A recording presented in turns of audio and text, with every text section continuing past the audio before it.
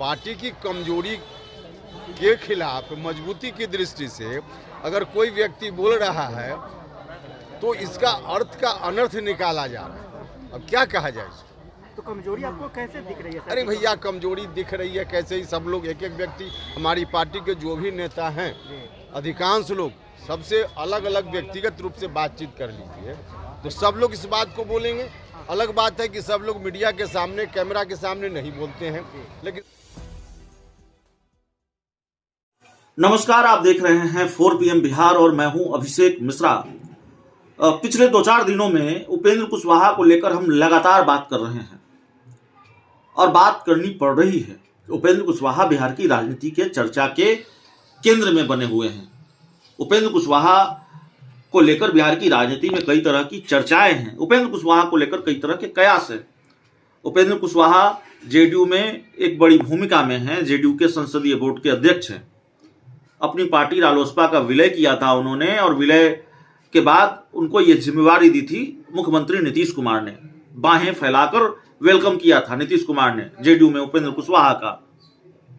उपेंद्र कुशवाहा कई बार जेडीयू में आए गए और इस बार जब कई बयान उनके आए और सबसे बड़ा बयान ये कि मैं वो खिलाड़ी हूं जिसे 2 सालों से पवेलियन में बिठा कर रखा गया है, तो माना गया कि उपेंद्र कुशवाहा नाराज हैं।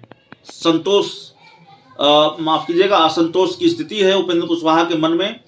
और रालोसपा के विलय के बाद उपेंद्र कुशवाहा को जो मिला पार्टी में, जेडीयू में, उससे वो खुश नहीं है। अपनी भूमिका से, जेडीयू में अपनी भूमिका से वो खुश नहीं है। इसीलिए वो कह रहे हैं कि पवेलियन में बिठाकर रखा गया है। डिप्टी सीएम बनना चाहते थे, क्योंकि उन्होंने कहा डिप्टी सीएम बनने के सवाल पर कि मैं कोई सन्यासी नहीं हूं, मठ में बैठा हुआ। लेकिन नीतीश कुमार ने यह कहकर इसको खारिज कर दिया। उनके डिप्टी सीएम बनने के सपनों पर पानी फेर दिया कि डिप्टी सीएम वाली बात फालतू है। अब उपेंद्र कुशवाहा दिल्ली जाते हैं, खबर आती है, कयास लगते हैं कि वो दिल्ली में बीजेपी नेताओं के संपर्क में हैं। उसके बाद बिहार के बीजेपी नेताओं से उनकी मुलाकात की तस्वीर सामने आती है दिल्ली के एम्स में। फिर मुख्यमंत्री नीतीश कुमार का बयान आता है कि हाल में थे तो पक्ष में ही बोल रहे थे, लेकिन कोई कहीं जाने आने को स्वतंत्र है, वो तो पहले भी गए हैं, आए हैं। तो नीतीश कुमार के बयान से लगा कि नीतीश कुमार भी बहुत भाव उपेंद्र कुशवाहा को नहीं देने वाले। अब जब उपेंद्र कुशवाहा आज पटना पहुंचे हैं तो इस पूरे मामले को लेकर उन्होंने चुप्पी तोड़ी है और बहुत सधे अंदाज में ही सही, लेकिन नीतीश कुमार को भी खूब सुनाया है। उपेंद्र कुशवाहा क्या कह रहे हैं और किस तरह से नीतीश कुमार को सुना रहे हैं। उन्होंने यह भी कहा कि जेडीयू के जितने बड़े नेता हैं वो संपर्क में हैं बीजेपी के।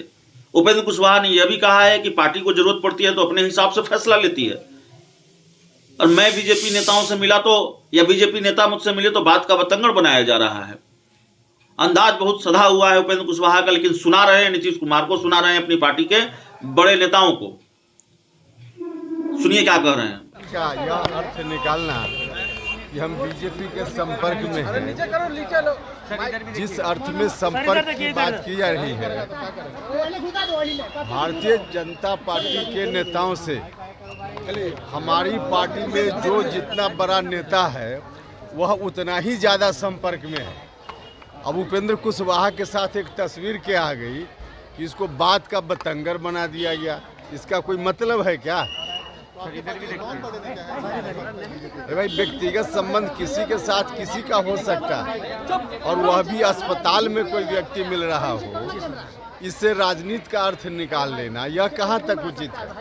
और वह भी हमने देखा, जब हम यहाँ आ रहे हैं तब हमको जानकारी मिली रास्ते में भी, दिल्ली में एक व्यक्ति है जो अस्पताल में 100% जिंदा भर्ती है और उसका पोस्टमार्टम बिहार में लोग कर रहे हैं। यह तो हमने देखा। अब मुझको लगता है कि चिकित्सा विज्ञान की सबसे नवीनतम तकनीक यह है कि कोई व्यक्ति जिंदा 100% दिल्ली में भर्ती हो और पोस्टमार्टम किसी दूसरे राज्य में उसका हो रहा हो। यह तो हमने देखा है। नीतीश कुमार का बयान तो आपने सुना। नीतीश कुमार ने कहा कि आप 2-3 बार इसके पहले भी आते हैं। अभी ऐसी कुछ बात, इसका क्या मतलब है? हम यह कह रहे हैं कि हमारी पार्टी ही 2 बार 3 बार भारतीय जनता पार्टी के संपर्क में गई और भारतीय जनता पार्टी के संपर्क से अलग आई। तो पूरी पार्टी जब अपनी रणनीति के हिसाब से जो आवश्यक होता है करती है, और मेरे बारे में हम चले गए कभी तो उसको लेकर चर्चा करना यह कोई बात है क्या? नीतीश कुमार ने कहा कि फैसला लेने के लिए लोग स्वतंत्र हैं, फैसला ले सकते हैं। किस बात का फैसला लेना है? किस बात का फैसला लेना? आप जेडीयू में रहेंगे सर कि जेडीयू से देखिए, ये तय करने वाले कौन, मेरे अलावा कौन दूसरा तय कर सकता है? आप लोग थोड़े तय कीजिएगा। या आप पूछ रहे हैं कि फैसला लेंगे क्या? हम जेडीयू में हैं और हमारी चिंता का विषय है कि जेडीयू कमजोर हो रहा है। इसकी मजबूती के लिए हम लगातार प्रयास कर रहे हैं और लगातार यह प्रयास हमारा जारी रहेगा। कैसे कमजोर हो रहा है सर? कैसे कैसे आप मान रहे हैं कमजोर हो रहा है सर? बात करेंगे सर, कैसे कमजोर हो रहा है सर? कैसे आप कहेंगे? भैया, नीतीश जी से बात करने की जरूरत होगी तो उसमें माध्यम की जरूरत नहीं है उपेंद्र कुशवाहा को। अब जिस रूप में आप लोगों ने भी खबर प्रचारित की है, प्रसारित की है कि उपेंद्र कुशवाहा जी बात कर लेंगे मुख्यमंत्री जी से, यह मैसेज आप लोग दे रहे हैं। मैसेज की जरूरत नहीं होती है ना, हमको आवश्यकता होगी तो 1 मिनट में बात कर लेंगे। जेडीयू कैसे कमजोर हो रही है सर? कैसे कह सकते हैं? कुशवाहा जी, आरएलएसपी जो आपकी पार्टी थी उसका सिंबल अभी भी पेश नहीं हुआ, क्या एक बार फिर से पार्टी को जिंदा करने की संभावना है क्या? देखिए, खामखा कुछ लोग तूल दे रहे हैं। जिस बात की कोई चर्चा नहीं है उसको लोग तूल दे रहे हैं। पार्टी की कमजोरी के खिलाफ मजबूती की दृष्टि से अगर कोई व्यक्ति बोल रहा है तो इसका अर्थ का अनर्थ निकाला जा रहा है। अब क्या कहा जाए इसको? तो कमजोरी आपको कैसे दिख रही है सर? अरे भैया, कमजोरी दिख रही है कैसे? ही सब लोग, एक एक व्यक्ति, हमारी पार्टी के जो भी नेता हैं, अधिकांश लोग सबसे अलग अलग व्यक्तिगत रूप से बातचीत कर लीजिए तो सब लोग इस बात को बोलेंगे। अलग बात है कि सब लोग मीडिया के सामने, कैमरा के सामने नहीं बोलते हैं, लेकिन सच यही है। और अगर कहीं कोई कमजोरी है, हम आप बीमार हों तो बीमार है इस बात को स्वीकार करेंगे तभी तो डायग्नोसिस कराएंगे, ट्रीटमेंट कराएंगे। अगर इस बात को स्वीकार ही नहीं करेंगे तो डायग्नोसिस और ट्रीटमेंट क्या होगा? ट्रीटमेंट की संभावना दिखती है क्या? ट्रीटमेंट होगा? 100% होगा, 100% होगा। कुशवाहा जी की आगे की रणनीति क्या रहने 2 तारीख को कार्यक्रम। नहीं, आगे की रणनीति का क्या मतलब? आगे की रणनीति पार्टी की मजबूती के लिए काम करना, यही रणनीति है। 2 तारीख को कार्यक्रम है सर आपका महात्मा फुले समता परिषद। हाँ, महात्मा फुले समता परिषद की ओर से भी पूरे बिहार में तमाम जिलों में बैठकें हुई हैं, हो रही हैं। 2 फरवरी को शहीद जगदेव बाबू की जयंती के अवसर पे हर जिला में कार्यक्रम करना है, तो इस दृष्टि से तैयारी हो रही है।